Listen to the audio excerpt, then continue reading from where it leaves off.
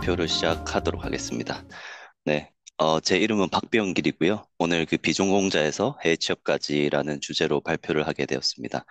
현재는 이제 베를린에 있는 잘란도라는 회사에서 일을 하고 있고요. 그래서 베를린 개발자라는 닉네임으로 활동하기도 하고 있습니다. 오늘은 음, 세 가지 목차를 가지고 조금 얘기를 해보려고 해요. 그래서 첫 번째는 이제 개발자로 취업하기. 그래서 제가 생각하는 개발자가 무엇이고 좀 무엇에 집중해야 되는지 그리고 취업을 어떻게 준비할지에 대해서 좀 이야기를 해보려고 하고요. 그리고 비전공자에서 개발자로라는 두 번째 챕터를 얘기해 볼 텐데 제가 30대에 비전공자로 이제 개발을 시작해서 현재까지 이제 개발 커리어를 이어나가게 된 과정 그리고 그동안의 이제 경험과 배운 점을 조금 공유를 하려고 합니다. 그리고 마지막으로는 이제 해외로라는 주제로 발표를 하게 될 텐데, 음, 해외 취업을 준비해온 과정이나 해외 취업에 대한 어떤 환상, 그리고 현실에 대해서 조금 얘기를 해보고, 해외 취업을 하려면 무엇이 필요한지, 그리고 어떤 프로세스로 진행되는지 좀 얘기를 좀 해보려고 해요. 그래서 제 소개를 먼저 좀 하자면, 제 이름은 이제 박병길이고, 제가 30살 때 비전공자로 개발을 시작하게 됐습니다. 그리고 개발을 공부한 거는 이제 국비학원에서 공부를 하게 됐고, 첫 번째 커리어가 이제 SI 회사에서 일을 시작해서, 그다음에 이제 시리즈 A 스타트업, 그리고 무신사, 그리고 현재 잘런도까지 오게 되었는데요. 제가 듣기로는 여기 비전공자 분들이 좀 많다고 들었어요. 그래서 좀 늦은 나이에 좀 개발을 시작하신 분들, 아니면 비전공자신데 개발자 커리어로 이어나가고 싶으신 분, 혹은 뭐 지금 SI 회사 계시거나 스타트업 계시는데 조금 더 큰 회사나 아니면 뭐 다른 해외 취업을 하고 싶은 분들에게 제 경험이 조금 도움이 될 것 같다는 생각이 좀 들었습니다. 그래서 먼저 개발자로 취업하기에 대해서 조금 얘기를 해볼 텐데, 어, 여러분들이 생각하기에는 개발자는 뭐 하는 사람 같으세요? 뭐 자연스럽게 채팅으로 적어주셔도 좋고, 일단 제가 생각하는 개발자는 저는 문제를 해결하는 사람이라고 생각을 해요. 우리가 영어로는 이제 problem solver라고 하는데, 그 문제란 거는 사실 현실 세계에 일어나는 문제를 뜻하고요. 개발자는 그거를 컴퓨터 공학을 바탕으로서 문제를 해결하는 사람이라고 생각합니다. 그래서 이게 조금 좀 추상적인 얘기로 들릴 텐데, 좀 한 가지 예를 좀 들어보자면, 제가 가장 좋아하는 얘긴 한데, 예를 들어서 어떤 건물이 있었는데, 거기에 건물을 쓰는 사람들이 계속 컴플레인을 했어요. 어떤 컴플레인이냐면, 엘리베이터가 너무 이제 늦게 온다라는 컴플레인을 엄청 많이 받았습니다. 근데 그 컴플레인을 받았을 때 여러분들이라면 어떻게 대처를 하시겠어요?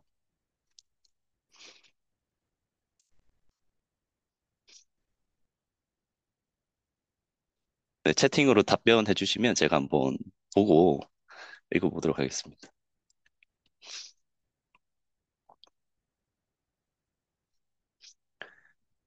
좀 여러 가지 측면에서 좀 생각해 볼 수 있을 것 같은데, 뭐 엘리베이터가 너무 늦다면 사실 엘리베이터가 오는 알고리즘을 바꿀 수도 있겠고, 아니면 뭐 엘리베이터를 좀 더 뭐 더 설치하거나 뭐 그런 경우들이 있겠죠.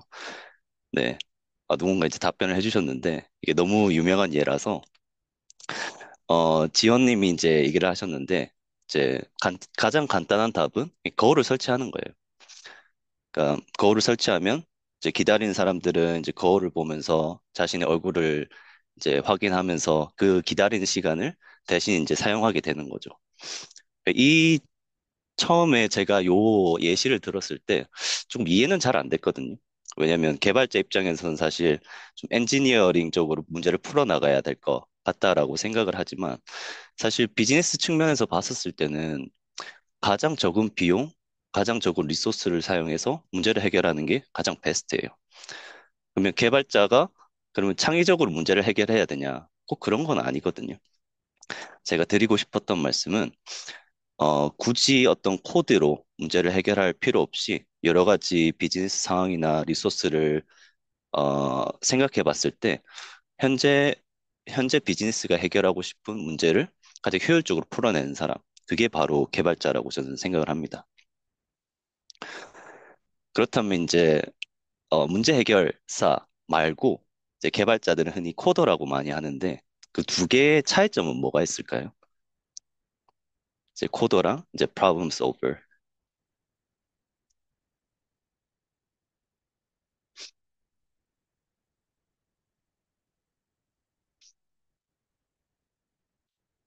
저는 간단하게 이렇게 보면 좋을 것 같아요.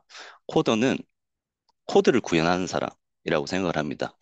아까 이제 엘리베이터 예시를 들자면 엘리베이터의 알고리즘을 작성하는 사람이 될 것 같아요.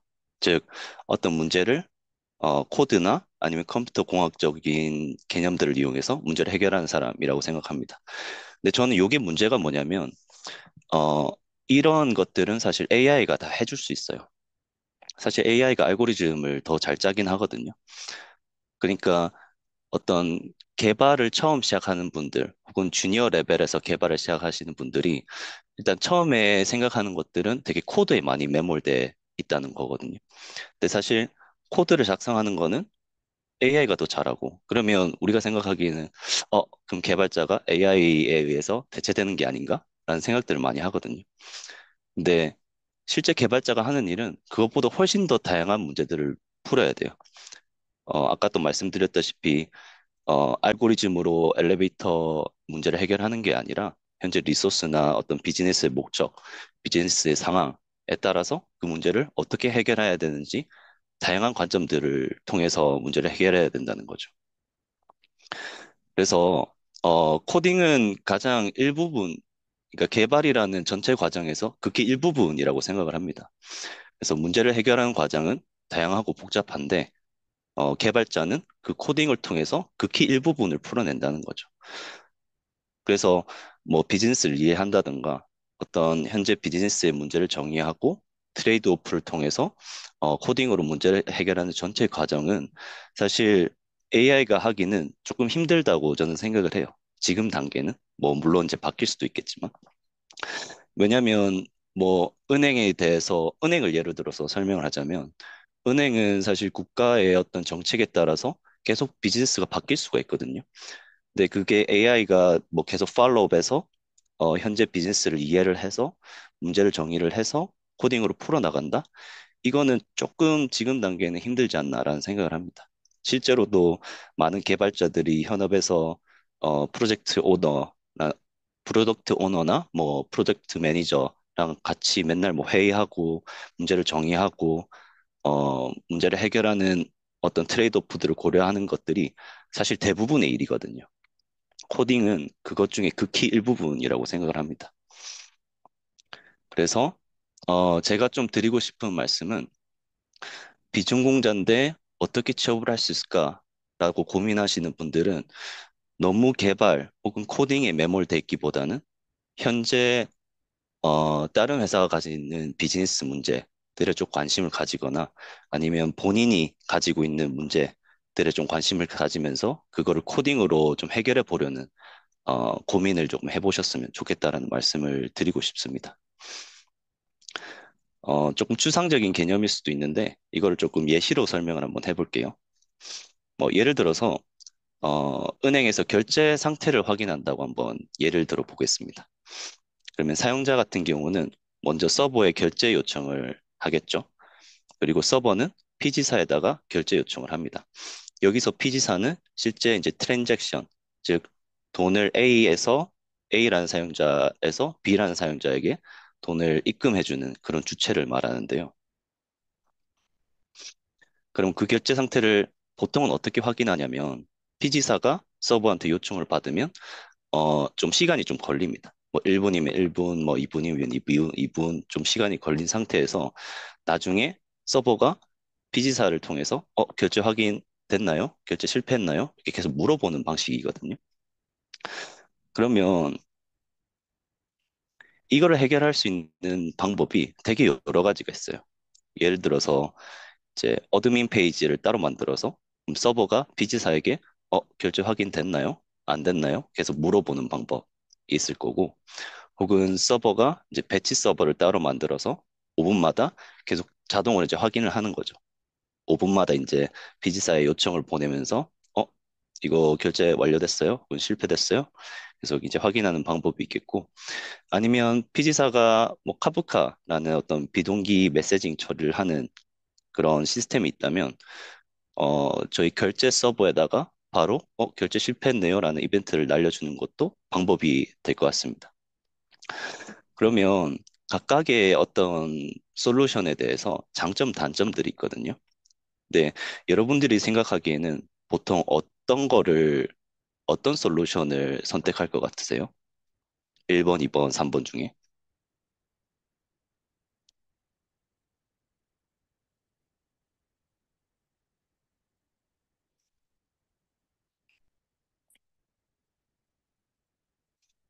네, 보통은 이렇게 질문을 드리면 3번 얘기하시는 분들 많으세요. 왜냐면 카프카, 카프카가 뭐 바로 이벤트를 발송해버리면 사실 서버는 더 이상 추가적인 작업을 할 필요가 없으니까.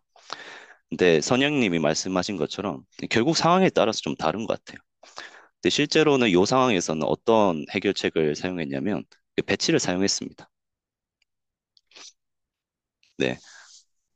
왜냐면 이 서비스를 조금 이해를 해보면 일단 카프카가 서버에 팀에서 카프카를 운영하지 않았어요.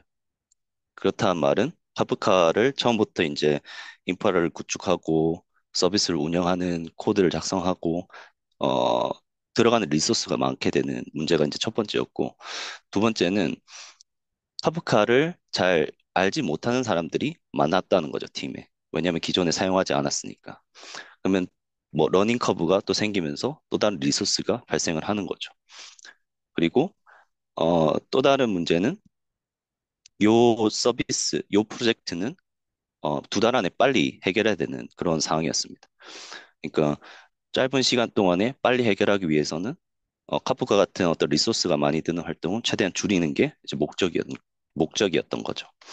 그리고 마지막으로는 기존에 배치 서비스가 있었어요. 그래서 그거를 이제 활용하면 훨씬 더 빠르게 개발할 수가 있었습니다. 그래서 말씀하신 것처럼 이제 뭐 대규모 서비스가 전제된 상황에서 뭐 카프카가 있다면 그거 쓰면 돼요, 사실. 근데 대규모 서비스라도 카프카가 없을 수도 있거든요. 혹은 다른 솔루션이 없을 때는 기존에 있던 서비스를 잘 사용해서 결국 사용자가 원하는 문제를 해결만 하면 저는 된다고 생각합니다. 그래서 이거를 말씀드린 이유는 뭐냐면 보통 이제 개발을 처음 시작하시는 분들은 어, 좀 팬시한 거 혹은 이제 최근 솔루션 가지고 문제를 해결하려고 하는 경향들이 있거든요. 근데 저는 그렇게 생각하기보다는 현재 지금 문제가 어떤 건지 그거를 문제 정의를 먼저 하는 게 저는 좀 중요하다 생각해요. 그래서 저희가 가진 문제가 뭐였죠? 저희가 가진 문제는 이제 피지사에서 결제 상태를 확인하는 거. 이게 저희가 해결해야 될 문제였거든요. 즉 사용자는 피지사의 결제 상태 하는 거 말고는 별 관심이 없어요.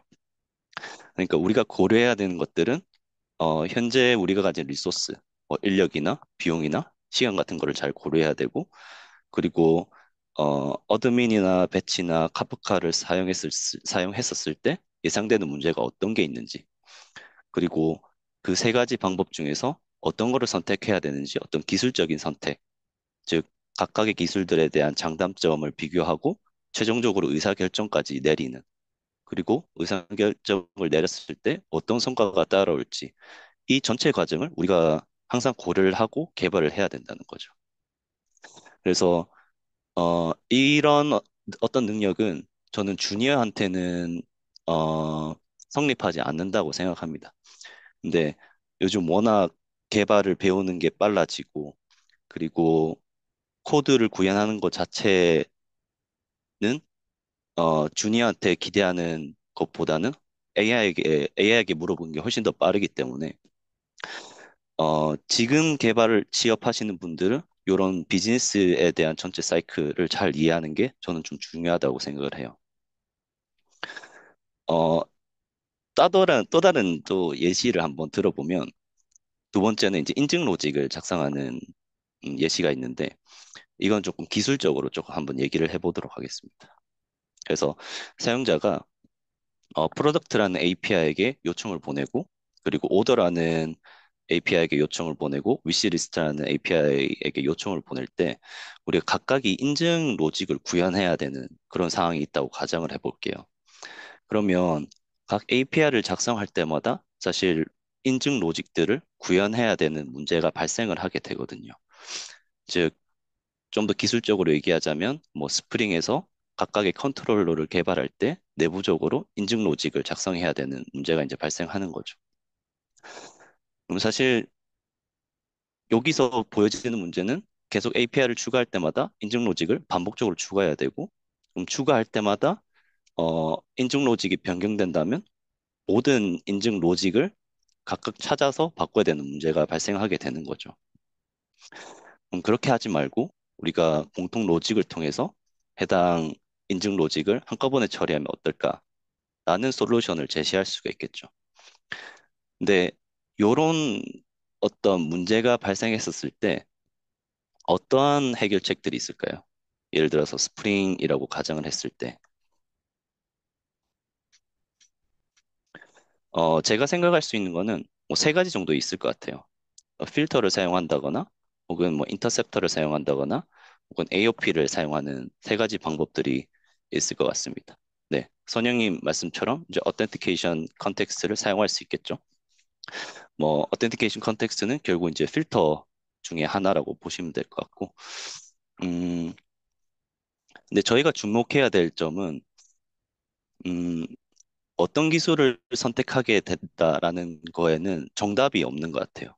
즉, 우리가 비즈니스 상이 있는 상태에서 여러 가지 솔루션들이 있는데 그거를 어떻게 선택할 것인가? 저는 이게 정말 중요하다고 생각합니다. 예를 들어서 뭐 어텐티케이션 컨텍스트를 사용하면 되죠, 사실. 근데 만약에 스프링을 사용하지 못하는 환경이면 그러면 이제 또 다른 이제 해결책을 제시해야 되는 거죠. 그래서 저희가 주목해야 될 점은 지금 필터랑 인터셉터랑 AOP가 있는데 저희 지금 상황을 통해서 어떤 것이 가장 최적의 솔루션인지 찾아내는 활동을 해야 된다는 겁니다.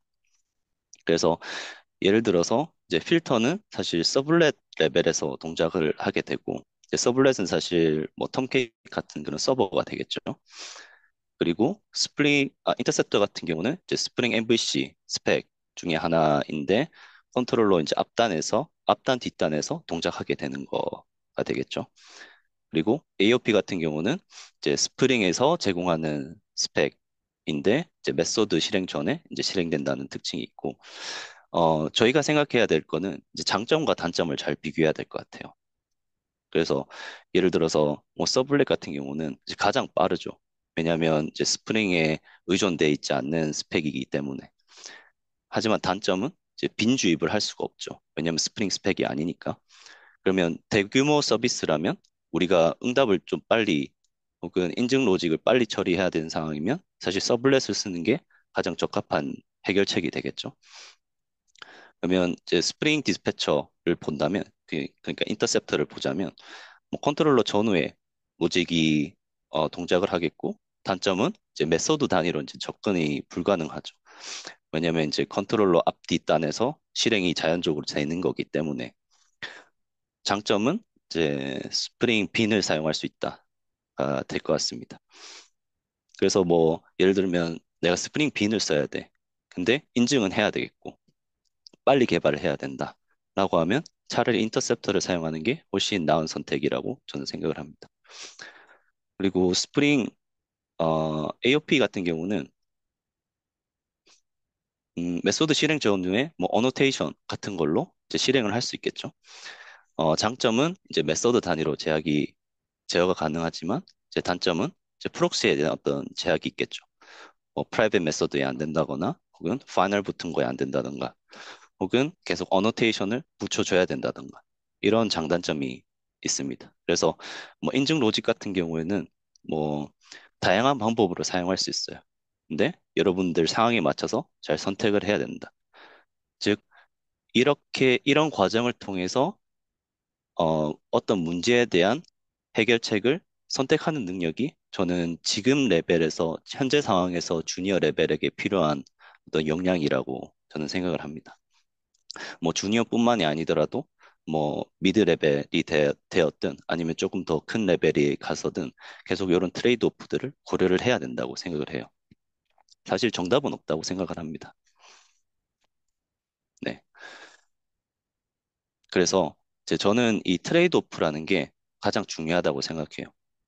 뭔가 코드를 작성할 때 왜 해당 기술을 사용했는지 본인한테 질문을 했을 때 대답을 할 줄 알아야 된다고 생각을 해요.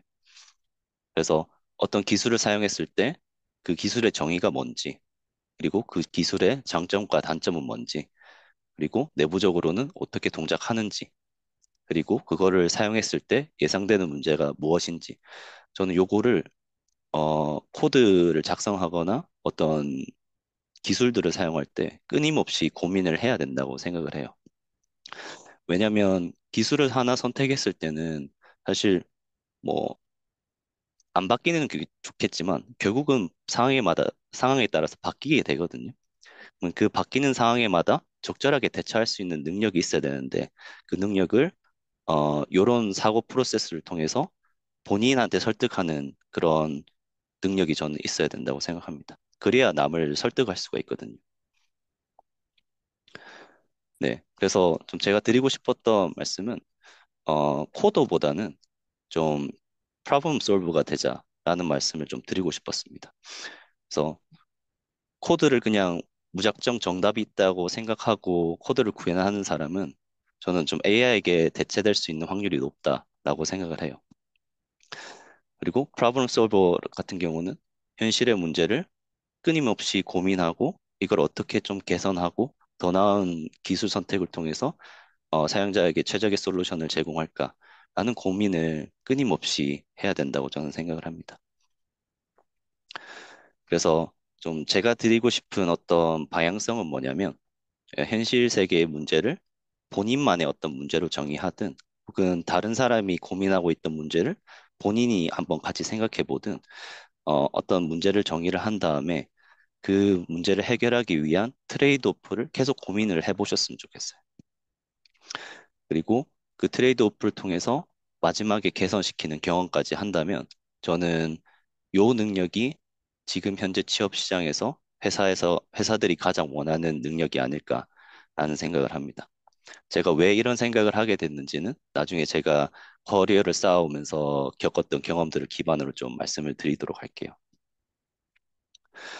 그래서 현실 세계 문제를 해결할 줄 알아야 된다. 근데 이걸 어떻게 할 거냐가 사실 질문이 되겠죠. 왜냐하면 그 프로그래밍을 처음 시작하신 분들은 사실 코드 말고는 좀 어떤 그런 개념이 확장되기가 힘들잖아요. 해보지 않았으니까. 실제 경험이 있었으면 뭐 회사에서 프로젝트 경험이 있었으면 사실 이게 이런 개념이라는 걸 알 텐데 그게 조금 이해하기 어렵다면 저는 회사에 회사에서 제공하는 기술 블로그를 좀 많이 보셨으면 좋겠어요. 회사에서는 자기 회사들을 홍보하기 위해서 우리가 이런 기술력을 가지고 이런 문제를 해결했다라는 것들을 홍보를 많이 하거든요. 그래서 기술 블로그를 보면 되게 자세하게 설명이 돼 있어요. 그래서 그거를 본인이 한번 만들어 보거나 혹은 재창조해보는 경험을 한번 해보셨으면 좋겠고, 그 재창조하는 과정에서 본인만의 솔루션을 또 제시할 줄 알면 그게 또 하나의 포트폴리오가 될 수 있다고 생각합니다. 그리고 또 하나의 키워드를 드리자면 시스템 디자인이라는 게 있어요. 시스템 디자인은 뭐냐면 현실 세계의 문제이긴 한데 이게 대규모의 문제가 됐을 때 시스템적으로 어떻게 해결할 것인가 라는 것들을 정해 놓은 게 있거든요. 그래서 책 중에서 가장 유명한 거는 뭐 가상 사료를 배우는 시스템 디자인이란 책이 있는데 뭐 예를 들어 이런 거예요. 뭐 인스타그램 디자인 해보세요.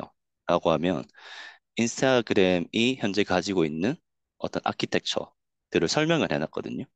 근데 그거를 그냥 설명한 게 아니라 여러 가지 솔루션 중에서 장점과 단점을 비교해서 현재 상황에서는 요 솔루션이 최적이다. 라는 것까지 잘 설명이 돼 있어요. 그래서 여러분들이 요거를 보면서 이런 사고 과정을 통해서 인스타그램은 이런 문제를 해결했구나. 라는 거를 좀 참고해 보셨으면 좋겠고. 그리고 온라인 강의도 있습니다.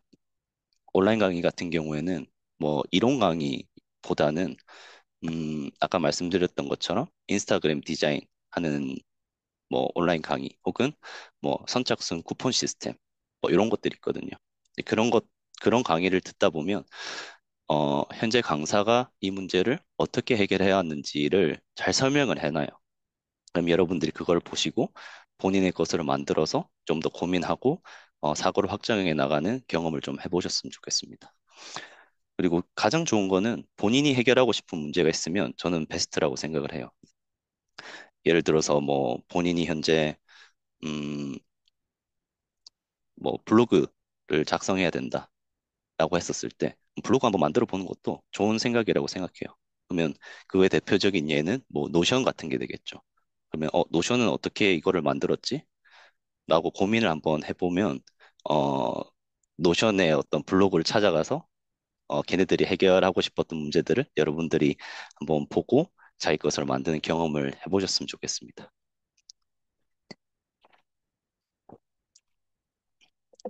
그래서 저는 이러한 경험들이 제 초기 개발 커리어부터 지금까지 오는데 많은 도움이 됐거든요. 그래서 어떻게 좀 이게 실제로 도움이 되었는지, 그리고 어떻게 개발을 시작하게 됐고, 어떤 실수가 있었고, 어떤 배움이 있었는지 한번 좀 공유를 해보려고 합니다. 일단 제 20대를 조금 설명을 해보자면, 저는 좀 커리어를 찾아가는 시기가 좀 길었던 것 같아요. 그래서 뭐 저는 의경을 나왔지만, 의경을 전역하고 나서 공무원을 하고 싶었거든요. 7급 소방관부를 하고 싶었는데, 그냥 이유는 없었어요. 한번 해보자 해서 이제 시작을 했고, 1년 휴학하고 시험을 쳤었습니다. 근데 안타깝게 한 3점인가 5점 차이로 이제 떨어지게 됐고, 그리고 계속 준비를 하다가 졸업하기 전에 공기업을 한번 가보자라는 생각을 했어요. 왜냐면 공무원이 좀 저랑 안 맞았다고 생각을 했거든요. 너무 이제 암기도 많고 법률적인 것도 많아서. 그러면 좀 더 발전 공기업으로 가서 이공계적인 부분을 내가 한번 기여를 하고 싶다라는 생각을 했었습니다. 그래서 이제 동서발전이라는 곳에서 인턴을 했었는데, 되게 산골에 있거든요. 되게 외곽 지역에서 매달, 뭐, 매월, 매년 하는 일이 항상 똑같았어요. 그래서 그걸 하다 보면서 느꼈던 게, 나는 좀 새로운 거, 혹은 뭐, 뭔가 만드는 일을 하는 걸 좀 좋아하구나, 라는 거를 깨달았습니다. 그러다가, 어, 그런 거를 하는 게 뭐가 있을까 고민하다가 일단 외국으로 한번 나가보자라는 생각을 했어요. 외국으로 나가서 영어를 쓰면서 좀 일할 수 있는 환경에 있다 보면 뭔가 좀 내가 좋아하는 거를 알 수 있지 않을까라는 생각을 해서 미국으로 떠나게 됩니다. 네, 그때 당시에는 웨스트라는 프로그램이 있었는데 뭐 인턴을 하면서 뭐 여행도 할 수 있고 하는 그런 좋은 프로그램이었어요. 그래서 운이 좋게 샌프란시스코에 이제 샌프란시스코에 데이터 분석 인턴을 시작하게 됐고 그때 당시는 뭐 지금처럼 뭐 팬시한 데이터 분석 기술 이런 걸 썼던 게 아니라 제가 그냥 엑셀을 사용할 줄 알았거든요. 그래서 엑셀 가지고 어 뭐 데이터 분석하는 간단한 이제 작업을 했었습니다. 근데 운이 좋게도 저희 회사가 이제 마켓 스트리트 그 1455 번지였는데 저희 회사 건물이 우버 헤드쿼터랑 같은 건물이었어요. 그래서 우버 엔지니어들이랑 이제 얘기를 많이 나눌 기회가 있었는데 얘기를 하다 보니까 어, 이거 왜 엑셀로 하냐? 이거 자동할 수 있다. 라는 얘기를 듣고 이제 그때부터 좀 개발에 관심을 가지게 되었습니다. 그리고 이제 인턴이 끝나고 난 뒤에 좀 여행을 많이 다녔어요. 한 1년 정도 유럽이나 아프리카나 북미나 남미 한 42개국 여행하면서 좀 제 자신을 알아가는 시간을 좀 가졌습니다. 그리고 개인적으로는 모금 프로젝트를 같이 했었거든요. 그래서 한 200명 정도 사진을 찍으면서 내 프로젝트를 조금 도와달라. 뭐 이런 식으로 프로젝트를 진행을 했었는데 제가 이 말씀을 드리고 싶은 이유는 뭐냐면 결국 지금까지 했던 활동들이 도움이 안 된 건 없다고 생각을 해요. 특히 이제 비전공자 분들이라면 좀 공감을 하실 수 있겠지만 제가 커리어를 찾아갔던 시기가 없었으면 개발자를 할 수 있었을까? 이런 생각을 되게 많이 하거든요. 그리고 내가 미국으로 가서 데이터 분석 인턴을 안 했으면 내가 개발자 커리어를 선택할 수 있었을까? 라는 고민도 생각도 많이 합니다. 그리고 지금 생각해보면 세계 여행을 했었던 게 저한테는 도움이 많이 되는 것 같아요. 특히 이제 회사에서 정말 다양한 국가의 사람들하고 만나는데 스몰 톡 하기가 저는 되게 편하거든요. 왜냐면 여러 나라를 다니면서 여러 문화를 알게 됐고 그 사람들하고 공통적으로 얘기할 게 있으니까. 그래서 어, 비전공자로서 개발을 시작했지만 본인들이 해왔던 것들이 결국 강점이 된다고 저는 생각을 해요. 그래서 그 강점이 무엇인지 조금 생각을 해보고 앞으로의 커리어 방향성을 좀 생각을 해보셨으면 좋겠습니다.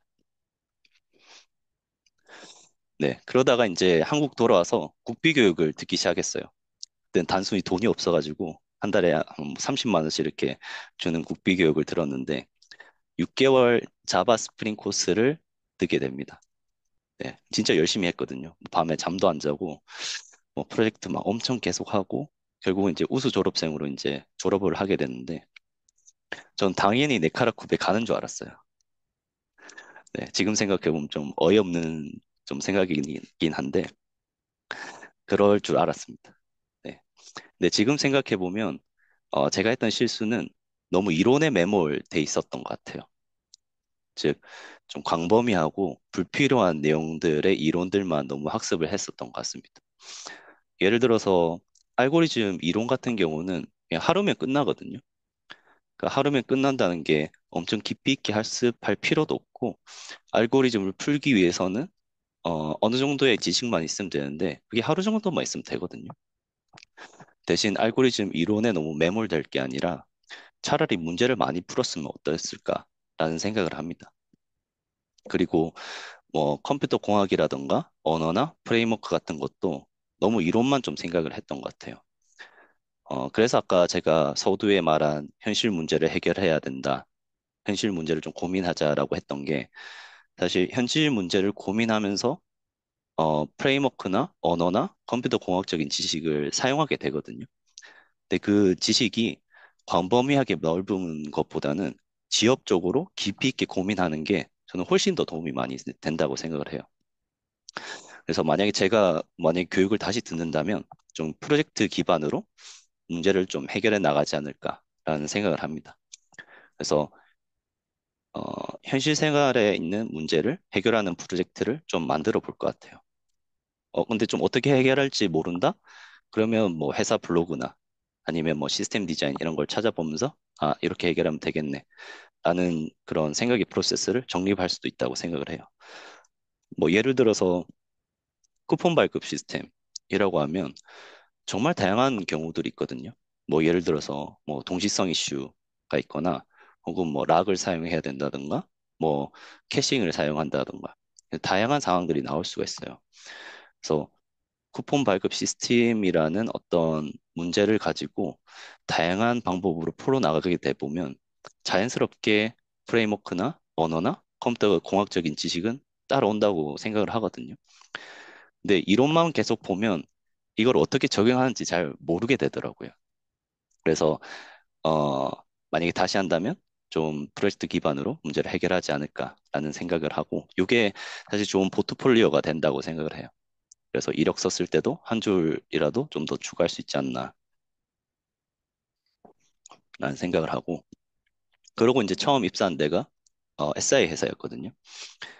가산에 있는 내비게이션 SI 회사였는데 뭐 잡다한 거 다 해야 됐었어요. 뭐 백엔드나 뭐 프론트엔드나 뭐 솔루션 개발 다 해야 됐었는데 이게 그럴 수밖에 없는 게 SI 회사는 하도급 기간 동안에 주어진 금액으로 그냥 빠르게 동작하는 코드를 만들면 되거든요. 그래서 빨리빨리 해야 되고 좀 퀄리티는 좀 생각하지 않는 그런 경우가 좀 많았습니다. 이제 그렇다 보니까 좀 개발 커리어에 좀 위기가 오더라고요. 위기감이 좀 많이 왔었어요.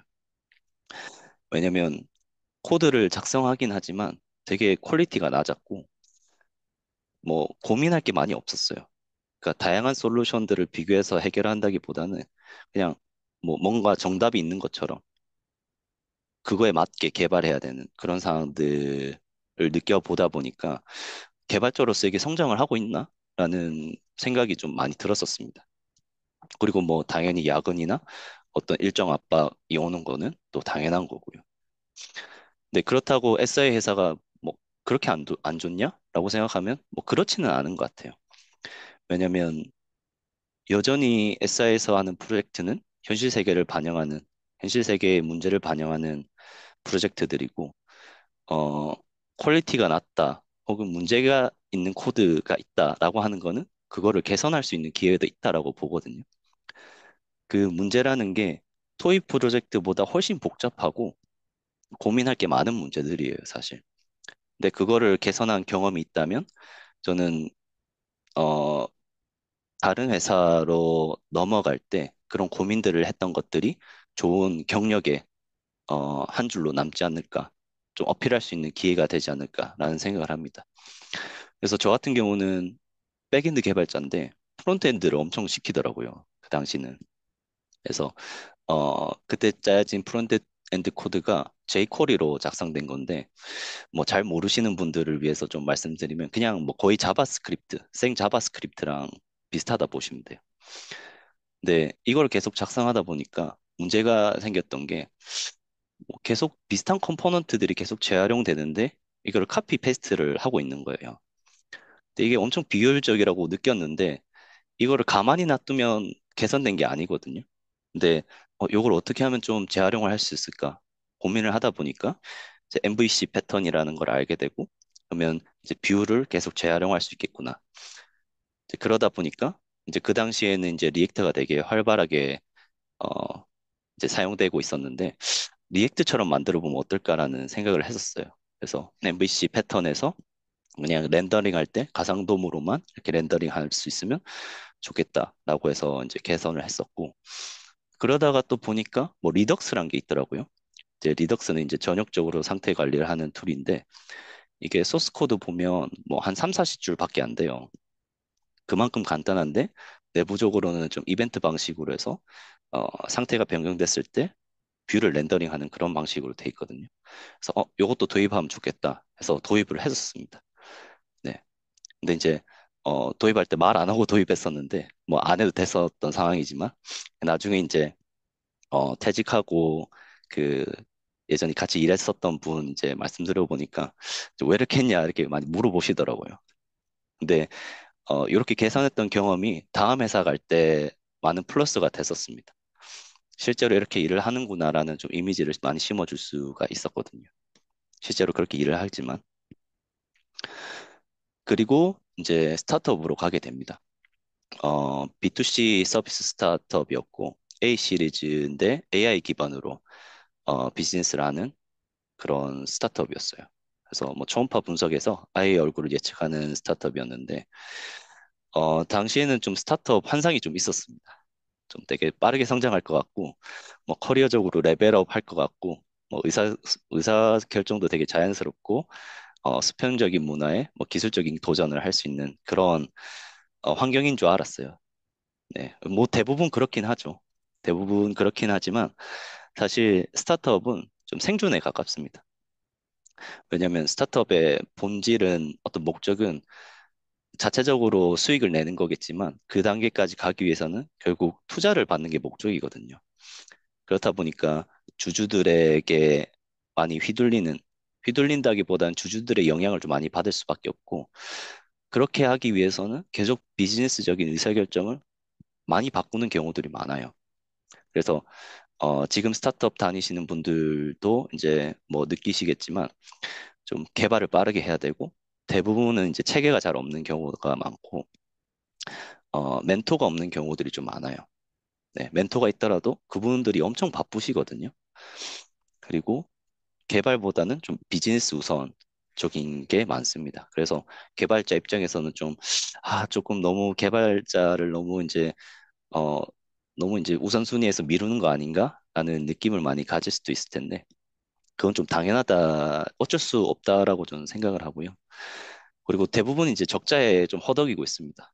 그러다 보니까 뭐 공고사직하는 경우도 많고, 이제 적자를 벗어나기 위해서 새로운 사업을 하는 것들이 많아요. 그렇다 보니까 어떤 기존의 서비스 외적인 부분에 좀 더 많이 신경 써야 되는 부분들도 좀 많은 것 같습니다. 뭐 그렇다고 스타트업이 안 좋냐? 그건 또 아니라고 생각을 해요. 좀 비슷한 상황이긴 한데 결국은 문제를 해결할 수 있는 환경에 있다는 거죠, 여러분들이. 즉, SI랑 다르게 SI는 어떤 비즈니스가 기간 안에 프로젝트를 완성했으면 더 이상 신경 쓰지 않거든요. 근데 스타트업 같은 경우는 어떤 문제가 해결해야 될 게 있으면 뭐 계속 기능이 붙고 그 복잡도가 높아지면서 고민할 것들이 많아지고 어떻게 하면 좀 유지 보수하기 좋은 혹은 변경에 유연한 그런 코드를 작성할까라는 고민들을 끊임없이 할 수밖에 없습니다. 그래서 그런 고민들을 여러분들이 계속 공부를 해서 현재 있는 어떤 프로젝트에 녹여내는 게 저는 중요하다고 생각을 해요. 뭐 예를 들어서 저의 예시를 좀 드려보자면 제가 처음 회사에 입사했을 때 중국 서비스를 타겟팅 하려고 이제 확장하려는 준비를 하고 있었거든요.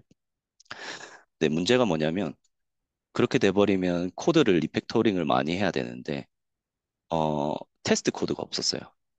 즉 테스트 코드가 없으면 리팩토링 할 때 어떤 사이드 이펙트가 나오는지 잘 모르게 되고 그걸 확인하는 시점은 보통 이제 서비스가 운영에 나갔을 때 사용자가 사용하다가 갑자기 뭐 서버 내려간다든가 뭐 그런 경우들이 있거든요. 그래서 테스트를 도입해야겠다는 생각이 되게 컸었고 당시에 좀 테스트나 TDD에 대해서 관심이 좀 많았었어요.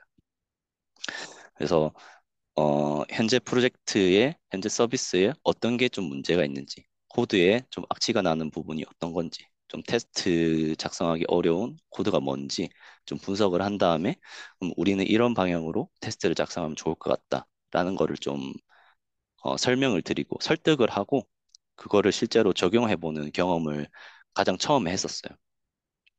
근데 이게 어, 제 커리어에 있어서는 되게 자신감을 많이 불어줬거든요. 그러니까 어떤 문제가 있었고 그거를 해결하는 과정을 통해서 내가 인정받았다는 느낌을 되게 많이 받았어요. 이제 그러다 보니까 이런 비슷한 활동을 계속 하게 되고 그게 좀 커리어적으로 성장하는 데 많이 도움이 됐었던 것 같습니다. 그리고 이제 갔던 게 이제 무신사로 가게 됐어요.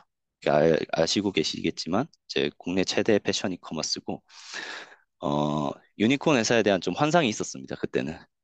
네. 뭐 개발 문화가 좋겠지, 혹은 뭐 좋은 동료들이 있겠지, 뭐 시스템도 체계적이겠지, 라는 생각을 했었는데 실제로 그렇긴 해요. 네. 좋은 회사라고 생각하고 어, 좋은 점은 뭐냐면 해결해야 될 문제가 정말 다양하다는 거예요. 왜냐면 성장이 빠른 회사들은 계속 개선할 게 생기기 마련이거든요. 그럼 그 문제를 해결하기 위해서 실험을 다양하게 하고 자사 솔루션을 도입하고 그걸 개발해야 되는 일련의 과정들을 하게 되는데 그 경험들을 통해서 성장을 정말 많이 할 수 있었어요. 그래서 어, 흔히 말하는 뭐 대규모 서비스 경험하면 좀 실력이 많이 커진다라는 말을 많이 하잖아요.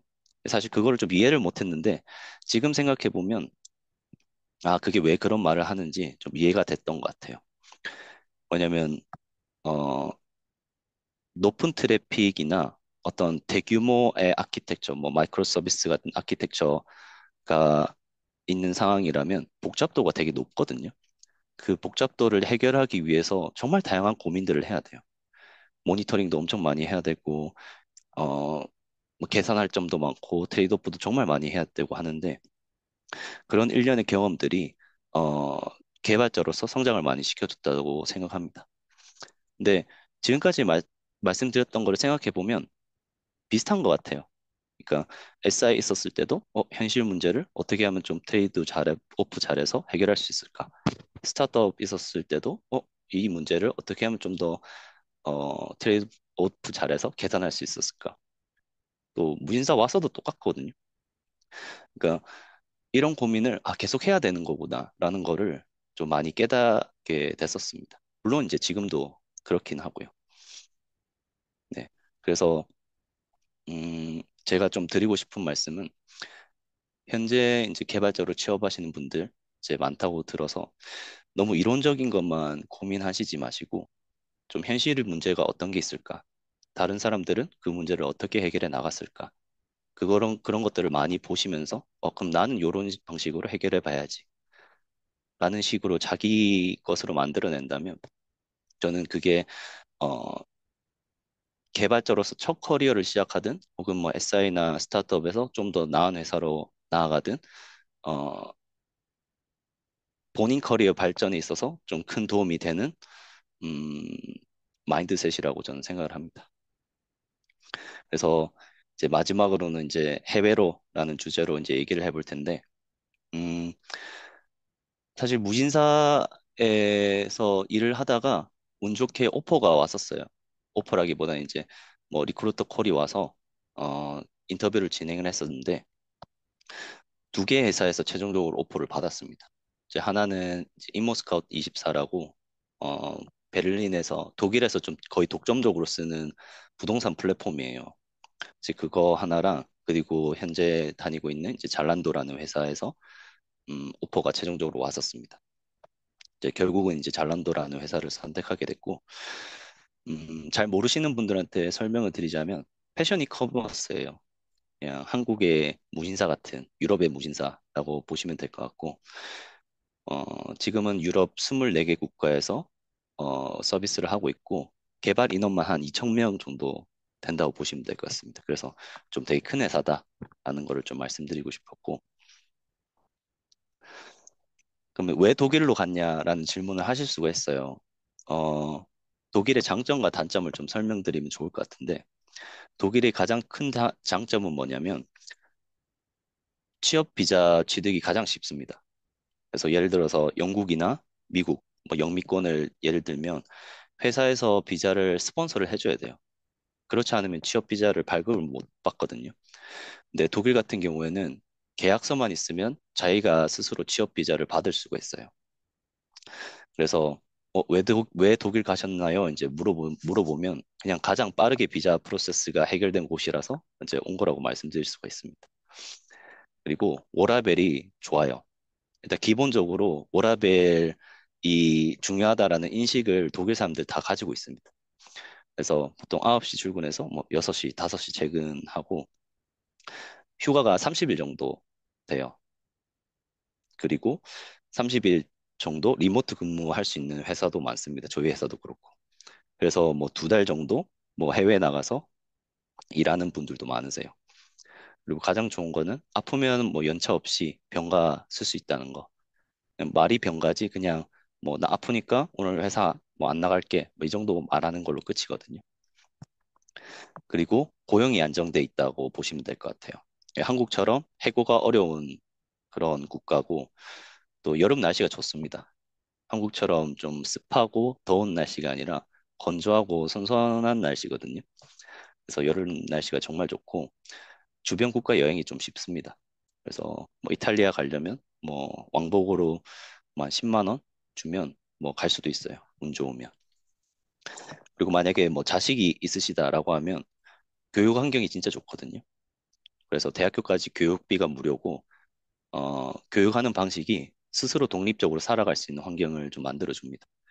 그래서 독일 사람들 보면 굉장히 독립적이고 자기가 원하는 커리어가 무엇인지 계속 고민하고 그걸 실제로 해볼 수 있는 교육 시스템이거든요.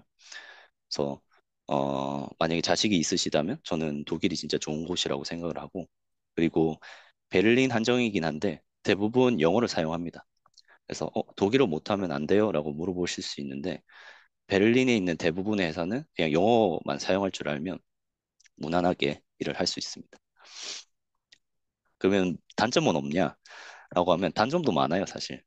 어, 어딜 가든 똑같다고 생각을 합니다. 사람 사는 거는.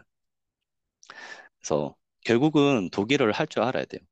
뭐 베를린이 영어를 사용하면 뭐 된다고 하지만 결국은 독일 사람들 입장에서도 제2 외국어고 뭐 행정적인 거, 법률적인 거 처리를 하려면 결국 독일어를 알아야 돼요.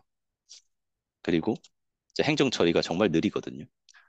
뭐 우편으로 받는 경우가 허다하고 대부분 방문해서 행정 처리를 하는 경우들이 많습니다. 그리고 요게 좀 가장 크긴 한데 겨울 날씨가 정말 우울해요. 뭐 11월부터 3월까지는 거의 해를 볼 수 없습니다. 되게 우중충하고 저는 이게 거짓말인 줄 알았거든요. 근데 해가 거의 안 떠요. 그래서 계절성 우울증 겪는 분이 많으시고 항상 비타민 D를 챙겨줘야 됩니다. 그리고 주택이 되게 부족해요. 이제 사람들은 정말 많이 들어오는데 공급은 없으니까 이제 주택 가격은 계속 비싸지고 뭐 쉐어룸 같은 경우에는 뭐 한 달에 100만 원 기본적으로 100만 원부터 시작하고 스튜디오 오면은 한 150에서 200만 원 정도 줘야 혼자 살 수 있다라고 볼 수 있을 것 같습니다. 그리고 세금이 높아요.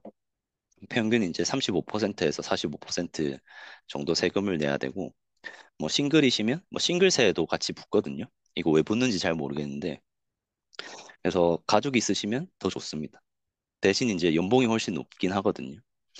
그래서 어 연봉이 높아졌지만 세금은 높아졌고 그리고 집값이 높아서 거의 다 제외하면 한국이랑 비슷하거나 조금 더 많이 준다, 많이 받는다라고 보시면 될 것 같아요. 그리고 퇴직금 제도가 따로 없거든요. 그래서 뭐 1년 일한다고 퇴직하고 이런 건 1년 일하고 퇴직했다고 뭐 퇴직금 주는 게 아니라서 그게 좀 아쉽긴 한데 근데 1년 일하고 퇴직하면 6개월 동안 정부에서 보조금이 나와요. 그 월급의 60% 정도? 거의 그렇게 뭐 살아가시는 분들도 계시더라고요.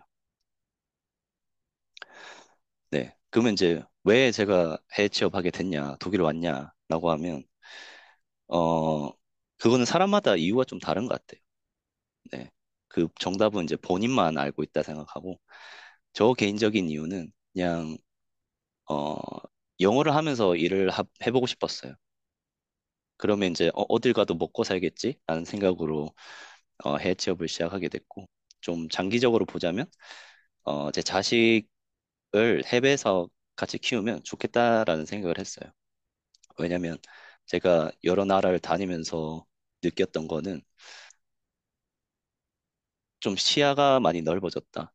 즉, 개인적인 인간으로서 좀 다양한 경험을 하고 깨달은 게 많아지고 좀 더 인격적으로 성숙해지는 걸 느꼈기 때문에 제 자식도 좀 그걸 느꼈으면 좋겠다라는 생각으로 나오게 됐었습니다.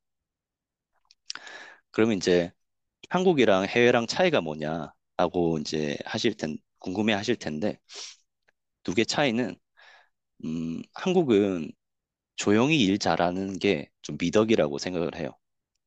근데 해외는 그렇게 하면 안 됩니다.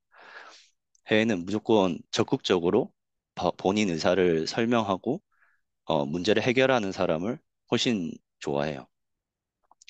그래서 이런 말도 있거든요. 말 안 하면 일 안 하는 거라고. 네.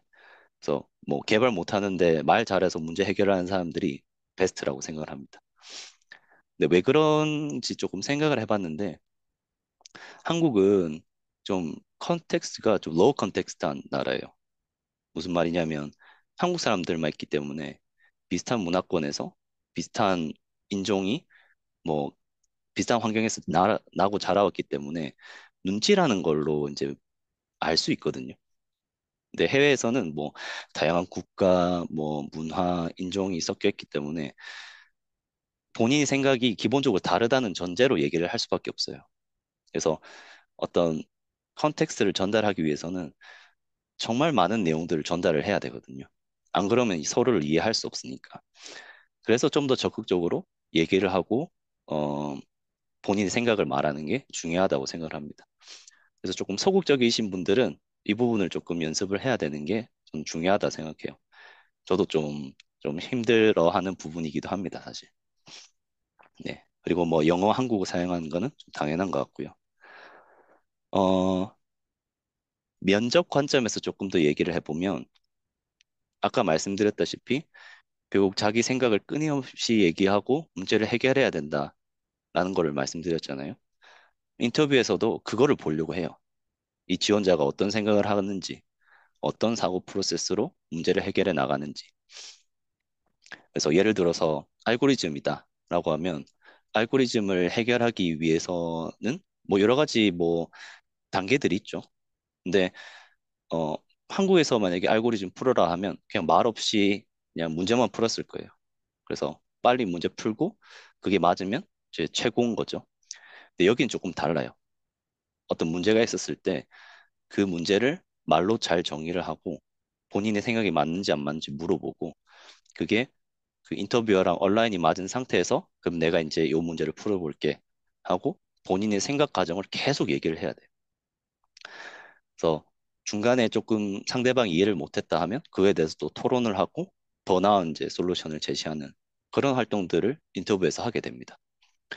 그래서 음, 영어를 어느 정도 해야 돼요라는 말을 많이 듣는데 저는 영어는 그 생각을 자신의 생각을 구조적이고 단순한 문장 혹은 단어로 말하는 능력만 있으면 저는 충분하다고 생각해요. 그 범위는 어, 인터뷰 범위 안에서만. 뭐 법률적인 거, 경제 이런 거 알 필요는 없겠죠. 사실 인터뷰에 필요한 영어만 필요한 거고 그 자기의 생각을 상대방이 얼마나 쉽게 이해할 수 있도록 전달할 수 있냐가 저는 진짜 중요한 능력이라고 생각을 합니다. 하나의 예로 저 직장 동료 중에 미국 분이 있었고 이제 러시아 사람도 있거든요. 근데 미국 사람이 당연히 말 잘할 것 같잖아요. 근데 사실 그렇진 않아요. 미국 친구가 얘기하는 거 들어보면 말은 엄청 많이 하는데 그래서 뭐 결론이 뭐야?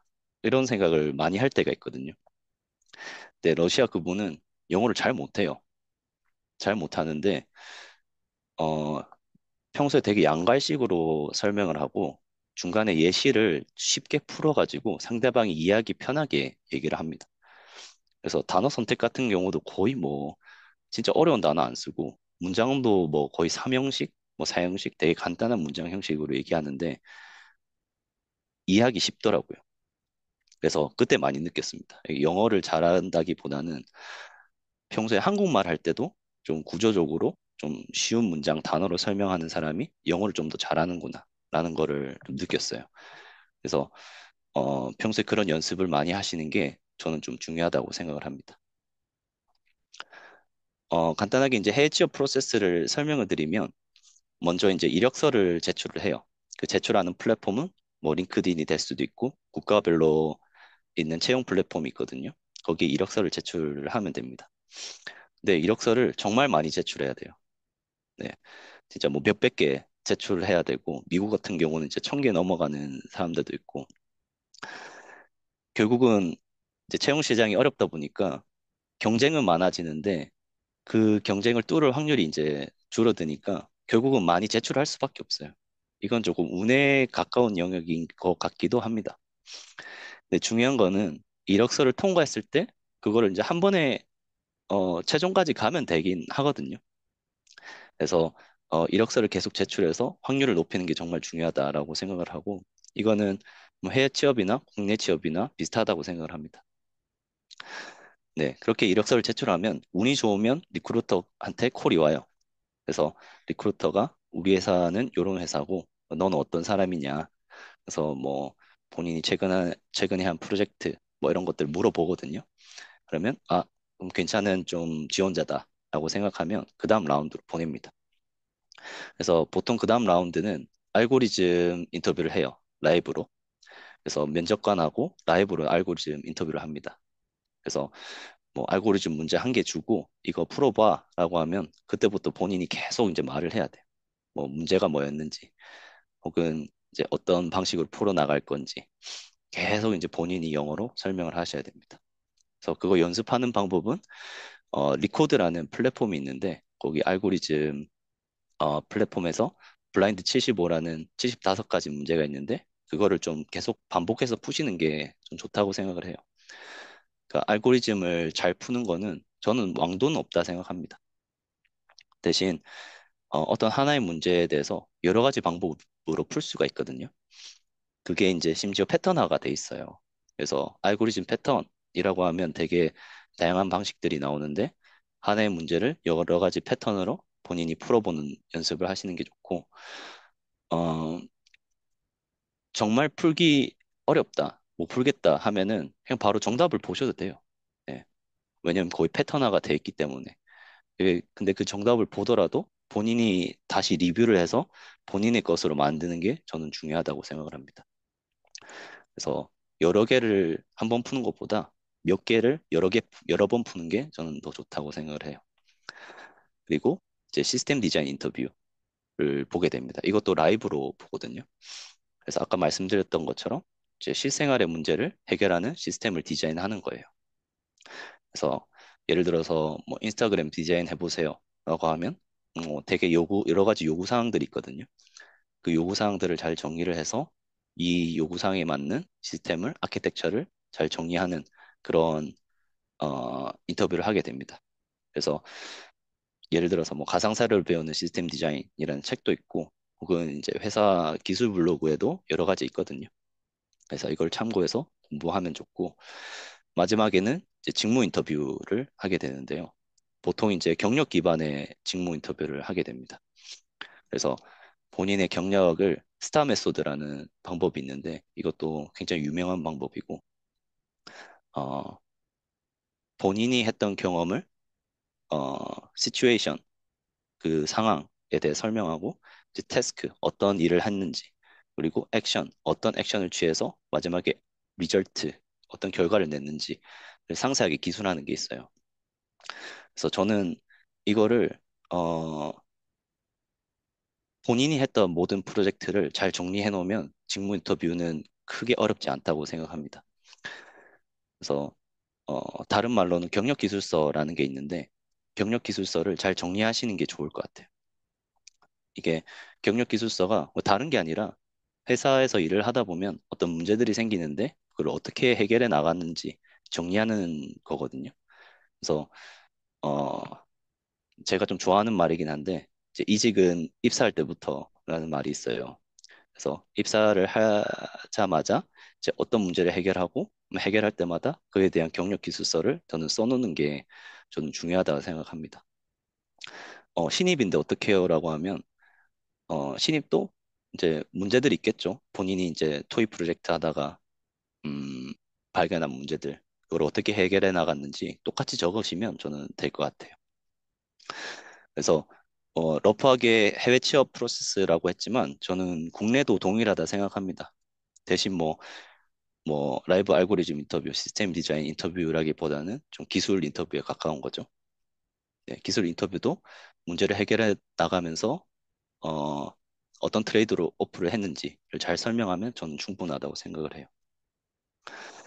그래서 여기까지 좀 길게 설명을 들었는데 마치기 전에 좀 한마디 조금 드리고 싶어서 정리를 좀 했습니다. 저는 그 시작하고 준비하자라는 말을 되게 좋아하거든요. 사실 생각을 해보면 준비되는 때는 영원히 없는 것 같아요. 뭐 예를 들어서 알고리즘 좀 마스터하고 이력서 넣어야지 라고 하는데 알고리즘을 마스터할 수는 없습니다. 네, 저는 그렇게 생각을 해요. 네, 대신 알고리즘 어느 정도 풀 줄 알면 풀 줄 몰라도 저는 계속 지원을 하면서 어, 피드백을 받아가면서 그렇게 나아갈 것 같습니다. 그래서 일단 시작을 하면 무엇을 하는지 보이거든요. 앞서서 예를 들어보자면 제가 교육받을 때 이론 공부만 계속 했었는데 사실 취업 준비를 했었으면 이론 공부를 안 했을 것 같아요. 그래서 취업 준비를 하면서 이력서를 넣어가면서 인터뷰를 하면서 이론 공부보다는 현실 세계 문제를 푸는 게 더 중요하구나 라는 걸 좀 깨달았으면 좀 더 빨리 취업을 하지 않았을까라는 생각이 들고 또 다른 예는 저랑 멘토링 하셨던 분이 계셨는데 그분은 영국에서 취업을 하셨거든요. 근데 그분의 장점이 뭐냐면 일단 알고리즘도 잘 모르고 시스템 디자인도 잘 모르는데 일단 그냥 시작하신 거예요.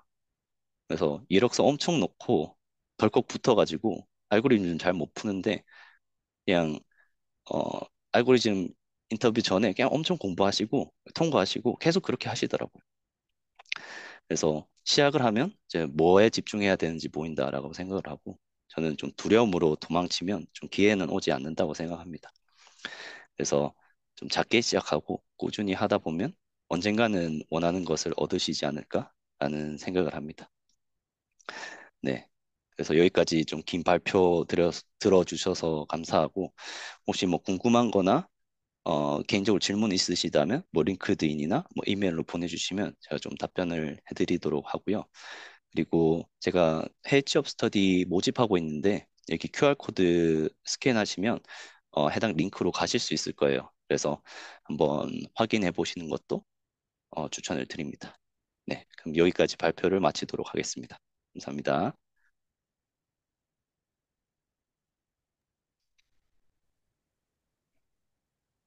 아, 네, 전문가님 그 채팅창에 질문 몇 가지 올라왔던 거 답변 주실 수 있으실까요? 아, 네네네. 음, 잠시만요. 제가 좀 위에서부터 좀 볼게요.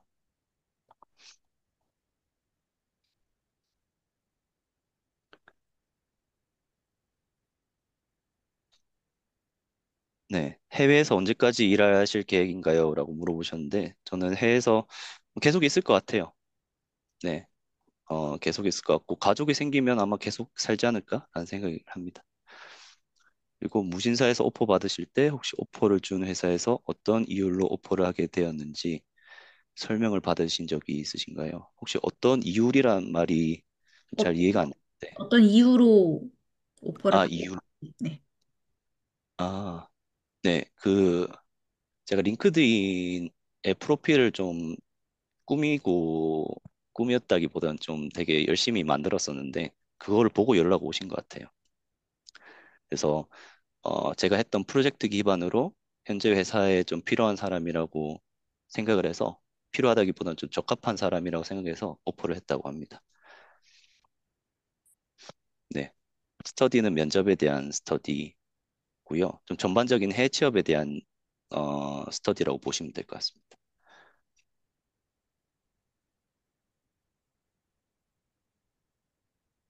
추가로 궁금하신 점 있으시면 마이크 켜고 얘기해 주시거나 채팅창으로 추가로 남겨주시면 감사하겠습니다.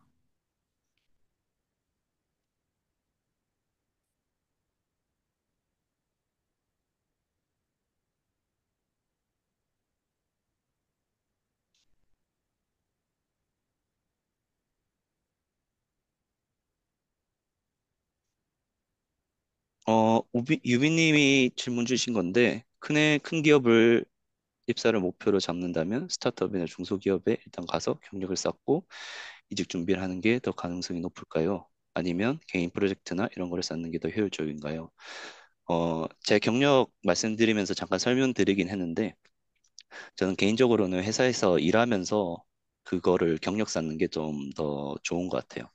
왜냐면 개인 프로젝트 같은 경우에는 문제가 그렇게 어렵진 않거든요. 그리고 어떤 문제가 있을지를 본인이 좀 상상을 하기가 좀 힘들다고 생각을 해요. 그래서 스타트업이나 중소기업에서 현실 세계 문제를 좀 풀어보면서 개선할 것들을 찾아서 본인이 개선을 하면서 음, 커리어적으로 성장을 하시는 게 좀 더 효율적이라고 생각을 합니다. 제가 이렇게 말씀드리는 이유는 제가 그냥 그렇게 해왔기 때문에 그렇게 해서 운이 좋게 뭐 좋은 회사들을 많이 나왔기 때문에 그렇게 추천을 좀 드리는 바입니다. 국비 교육이 취업을 하는데 많이 도움이 되었을까요? 어, 개인적으로는 교육보다는 좀 금액을 들여서 사설 교육으로 가시는 게 좀 좋지 않나라는 생각을 해요. 왜냐하면 앞서 말씀드렸다시피 너무 이론적인 것만 배웠고, 그리고 복잡한 문제를 풀어나가는 프로젝트를 하는 사설 업체들이 되게 많거든요. 그래서 그런 교육기관에 한번 지원을 해보셔서 아, 실제 회사는 이렇게 일을 하구나 라는 거를 깨달으시면 좀 더 좋지 않을까라는 생각을 합니다. 그리고 한국에서 채용이 많이 얼어붙었다고 하는데 해외도 비슷한가요? 맞아요. 해외도 저는 비슷하다 생각하고 사실 좀 더 어렵지 않나? 라는 생각도 하는 게 사실 한국에서는 그냥 한국인들하고 경쟁하면 되잖아요. 근데 외국에서는 그냥 온 세계 사람들하고 다 경쟁을 해야 되거든요. 특히 이제 인도 사람이나 러시아 사람들하고 막 경쟁을 해야 되는데 그 친구들은 되게 적극적이에요. 그러니까 흔히 이제 아까 말씀드렸다처럼 회사들이 원하는 인재상들이 많고 그게 그렇게 교육을 받았거든요. 그래서 어, 네, 전 세계적으로 조금 어려운 것 같긴 합니다. 요즘은. 첫 직장이 중요하다는 말을 많이 들었는데 SI 회사에서 시작해서 성장해 나가신 점이 대단하다고 생각하신 것 같습니다. 감사합니다. SI 회사랑 스타트업에서 어느 정도 재직하셨는지 알 수 있을까요? SI 회사는 진짜 짧게 다녔고 스타트업은 제가 2년 정도 다녔던 것 같아요. 네, 개인적으로는 첫 직장이 중요한 거는 맞는 것 같습니다. 어, 뭐, 뭐 네카라쿠베라던가 큰 회사 가면 가장 좋긴 하거든요. 근데 현실적으로 그게 어려워서 좀 문제긴 한데 그렇지 않더라도 어, 본인이 관심 있는 분야에서 일을 해나가면서 좀 커리어를 성장하는 게 저는 지금 단계에선 좀 현실적이지 않나라는 생각을 합니다.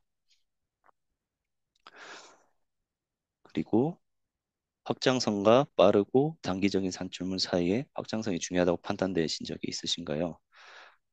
음, 네, 이것도 좀 트레이드오프 관련된 내용인 것 같은데, 상황마다 다른 것 같아요. 근데 보통은 비즈니스 입장에서 정말 중요하고 빨리 해결돼야 될 문제가 있으면 저는 확장성을 포기할 것 같습니다. 왜냐하면 확장성은 그 프로젝트가 끝나고 고민할 수 있거든요, 다시. 그러니까 음, 네, 비즈니스 상황에 따라서 좀 다르다고 생각을 합니다. 네,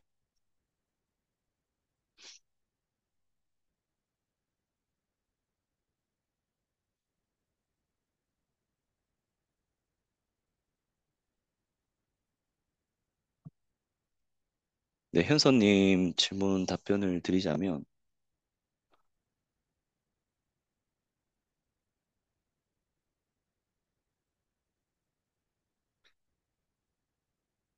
네, 혼자 이렇게 고민하시는 게 조금 좀 보여서 좀 드리고 싶은 말은, 음, 본인 스스로 좀 해결해야 되고 싶은 게 있다고 생각을 해요. 혹은 좀 발전하고 싶은 커리어 방향성이라든가, 예를 들어서 뭐 의학 관련해서 본인이 이거를 조금 기여하고 싶어, 해결하고 싶어 하는 부분이 있으시다면, 좀 본인 스스로가 좀 스타트업을 만든다고 생각을 하고 한번 개발을 해나가시면 좀 좋을 것 같아요. 그러니까 토이 프로젝트 레벨에서 끝날 게 아니라 비슷한 상황에 있는 비슷한 문제를 가진 회사들이 있을 텐데 그 회사들은 어떻게 했는지 보고 내가 지금 해결하고 있는 문제는 이건데 이 방법을 좀 쓰면 좋을 것 같아. 그렇게 하다 보면 이제 조금 조금씩 해나가다 보면 어느샌가 그 프로젝트가 좀 커지거든요. 그래서 토이 레벨이 아니라 진짜 해결하고 싶은 문제를 좀 깊이 있게 생각해 보시면서 좀 스타트업처럼 발전시키는 방법을 좀 추천을 드립니다. 그러면 그게 나중에 회사들이 보고 거의 뭐 어, 회사가 고민하는 것들을 고민하셨네요. 이런 것들이 되거든요. 그리고 블로그 작성하는 거는 전 좋다고 생각을 해요. 네. 왜냐하면 본인이 어떤 생각으로 이 프로젝트를 진행하는 해왔는지를 단편적으로 보여줄 수 있거든요. 이거는 기록으로 남기 때문에 뭐 누군가 본인을 관심 있게 생각해서 블로그를 본다면 이 사람은 한번 만나볼 가치가 있겠다라고 생각을 한다 생각합니다. 네. 저도 블로그 통해서 연락 종종 받긴 했었어요. 그래서 블로그는 적극 추천을 드리는 바입니다. 그리고 수민님 답변을 드리면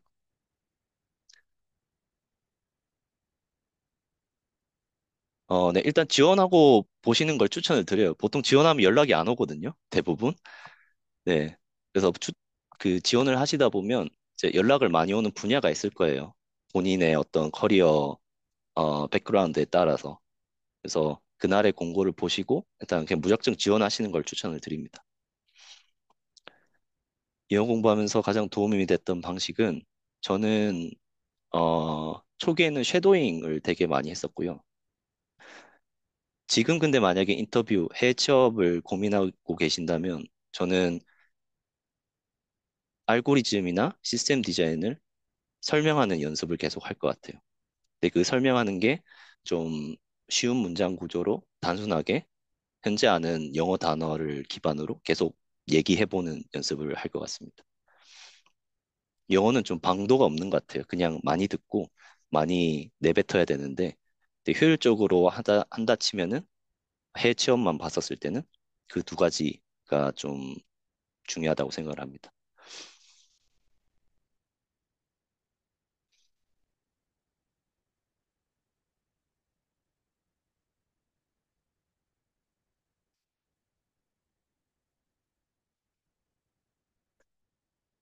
개발자가 되는 것은 현실적으로는 최대 언제까지?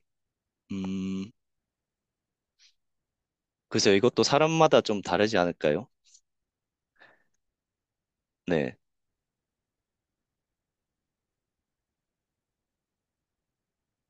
근데 확실한 거는, 음, 일단 확률을 높이시는 거를 많이 하시면 좋을 것 같아요. 그러니까 이력서를 되게 많이 제출을 하다 보면 본인이 해놓은 게 있으시다면 그걸 기반으로 결국 그런 사람을 원하는 회사는 있을 거란 말이에요. 외부에. 그래서 최대한 좀 이력서를 많이 넣어보시고, 음, 네, 확률을 높이시는 거를 좀 추천을 드립니다. 언제까지 가능하다는 거는 사실 좀 개인적인 편차가 있는 것 같아요.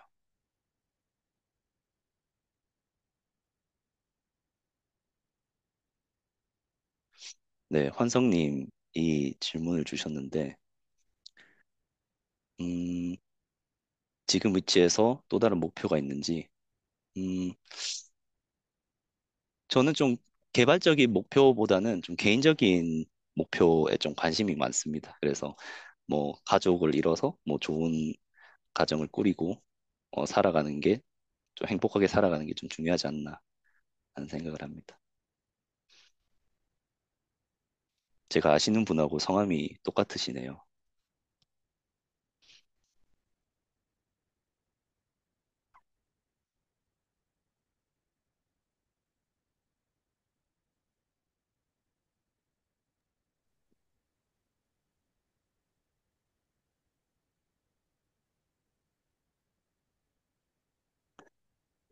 해외 면접이랑 한국 면접이랑 다른 점은 음, 한국 면접은 좀 기술적인 거를 많이 물어보는 것 같아요. 그래서 뭐 프레임워크 레벨에서 뭐 언어 레벨 혹은 더 로우한 레벨까지 많이 물어보는 것 같고 해외에서는 좀 문제를 어떻게 해결해 나가는가를 좀 많이 보는 것 같습니다. 그래서 뭐 예를 들어서 뭐 인스타그램 디자인 해보세요라고 했었을 때 현재 인스타그램이 가지고 있는 어떤 문제점 혹은 요구사항을 잘 정리하고 그거를 바탕으로 본인이 어떤 생각을 가지고 이 문제를 풀어나가는지 많이 보는 것 같아요. 그래서 제가 무신사 면접 봤을 때 좀 비슷한 상황이었긴 했었거든요. 조금 더 기술적인 게 많긴 했지만,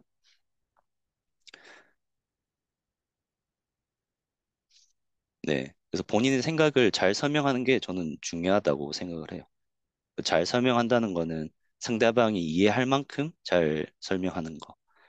왜냐면 회사에서 일을 하다 보면 상대방을 설득해야 되는 경우도 있고, 본인을 스스로 설득해야 되는 경우들도 많거든요.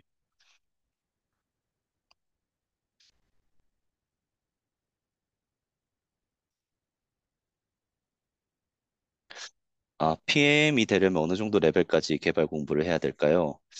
저도 PM이 아니라서 잘 모르겠습니다. 죄송합니다.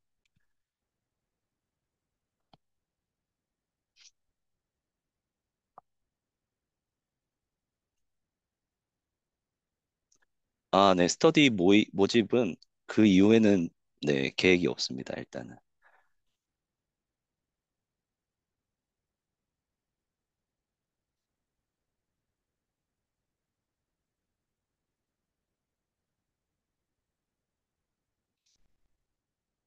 독일 말고도 개발자로 진출을 추천하는 국가는 어디 있나요? 저는 아마 영국 가지 않을까 싶어요. 네, 개인적으로는 어, 일하는 환경은 좀 비슷하다고 생각을 합니다. 어차피 현지 사람 있을 거고 뭐 인도 분들, 러시아 분들이 대부분이거든요. 근데 어, 회, 회사를 떠나서 그 국가가 좀 다른 것 같아요. 저는 독일어를 안 좋아하기 때문에 아마 영국으로 가는 게 좀 좋지 않나? 그래서 어, 독일어를 별로 관심이 없으시다 하시는 분들은 영국도 좀 추천드립니다. 네. 근데 사실 추천한다기보다는 그냥 비자 때문에 대부분의 해외 취업이 문제인 것 같아요. 그래서 독일을 추천드린 이유는 계약서만 있으면 본인이 취업 비자를 발급받을 수 있기 때문에 추천을 드린 거고, 나머지 국가는 회사에서 스폰서를 해줘야 되기 때문에 이미 비자를 갖고 있는 사람을 더 선호하거든요. 그래서 경쟁률만 봤었을 때는 영미권이 진짜 들어가기 어렵다라고 생각을 합니다. 네, 스터디는 경력자 분들도 되고, 네, 그냥 관심 있으신 분들은 다 추천을 드려요.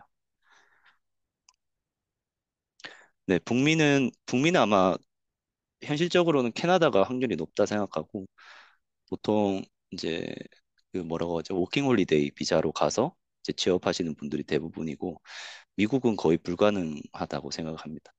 왜냐면 H1B 비자를 받으려면 결국 추첨이기 때문에 어, 회사에서 스폰서를 해주더라도 추첨이 떨어지면 사실 안 되기 때문에 그리고 회사 입장에서도 사실 기존에 비자를 가지고 있는 사람을 더 하긴 하거든요.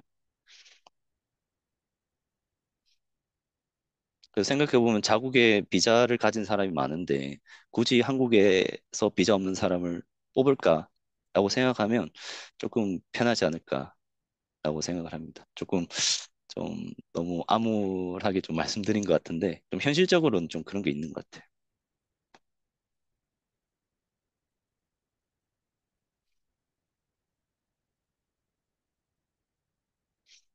네, 압도적인 능력이 있으면 좋겠죠. 네, 압도적인 능력이 있어서 좀 잘 안 되긴 하지만, 네, 저는 좀 취업이란 게 운도 좀 작용하는 것 같아요. 우연찮게 본인의 능력을 원하는 회사들도 있을 거거든요. 뭐 우연히 뭐 비자가 그렇게 중요하지 않은 회사도 있을 거고. 그래서 네, 회사는 다양하고 포지션도 다양하기 때문에 너무 내가 능력이 없는데 영어를 못하는데 한다고 해서 지원을 안 하는 거는 저는 너무 애초에 포기하는 게 아닌가라는 생각도 듭니다.